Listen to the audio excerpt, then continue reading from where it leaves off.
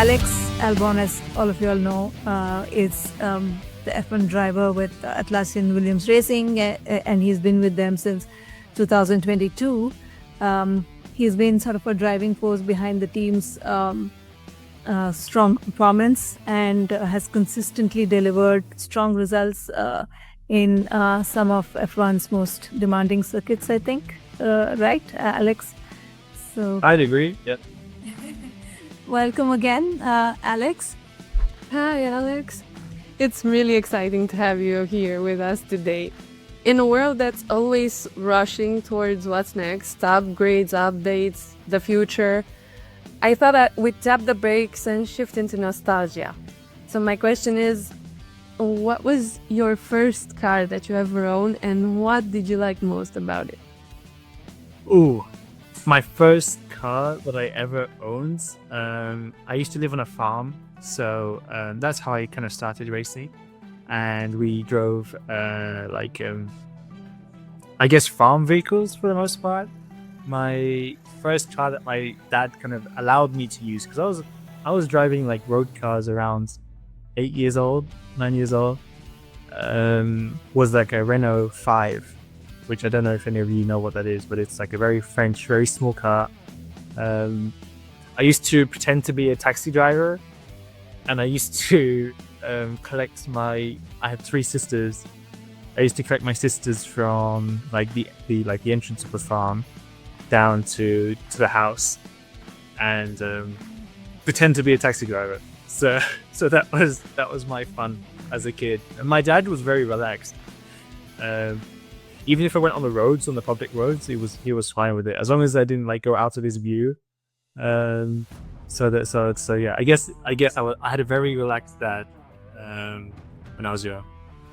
Being from analytics background, my question for you would be, in your experience, how do analysts contribute to make an F1 driver's jobs easier?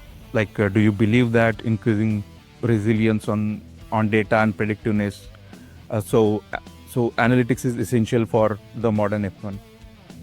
Yeah, I mean, on our side, being selfish, our demands as F1 drivers go up more and more, and we're trying to understand my personal team, my manager, my performance coach, how much is too much, like how much do the teams make us do, and what analytics are there to explain when performance is actually getting lost because of maybe the amount of work that we're doing off the track or anything like this. Because we have a lot of jet lag that we have to combat. We do a lot of simulator work. We do a lot of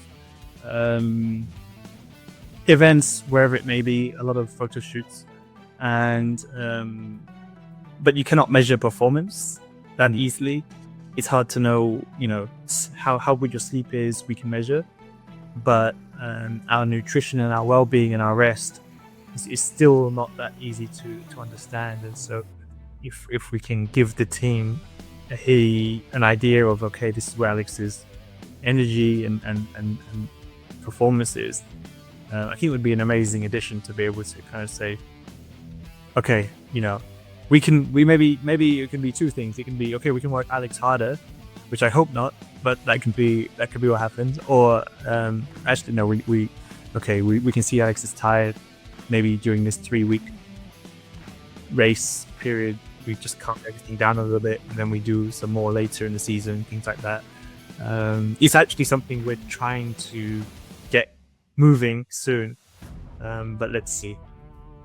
What techniques do you use, or how have you trained your mind to stay sharp and focused under pressure, especially during intense race moments? It's strange and it's a boring answer, but I think just consistently time under pressure makes you more comfortable under it. I remember when I first started racing when I was 8 years old is when I started driving a go-kart, and even back when I was 8 years old, I felt the pressure so much from my mum, my dad, myself, everyone. Maybe less than my mum and dad. My dad was quite relaxed, but especially onto myself, I felt the pressure to perform. And then as time got older, and even now to this point, as I've been my 5th year now in Formula One, honestly, I feel like it's so normal to feel the pressure come in. It's almost like I'm totally relaxed in that moment because I know that I can deliver it. And then as you prove to yourself you can do it, the confidence builds, and you never really feel like anything is impossible or is a challenge. It's if you can see the pressure as a positive thing, and not get scared of it, that's when I think you can really perform at your best. Given predictive models often lean on the constructor's strength and grid position, in your experience, what's one overlooked or unpredictable factor? It could be psychological, strategic, or environmental that has genuinely tipped a race outcome. Yeah, it's interesting. I don't know what inputs you have on your models, but I would say the biggest thing for us is weather, really. The weather is so unpredictable, and there's so many components to that.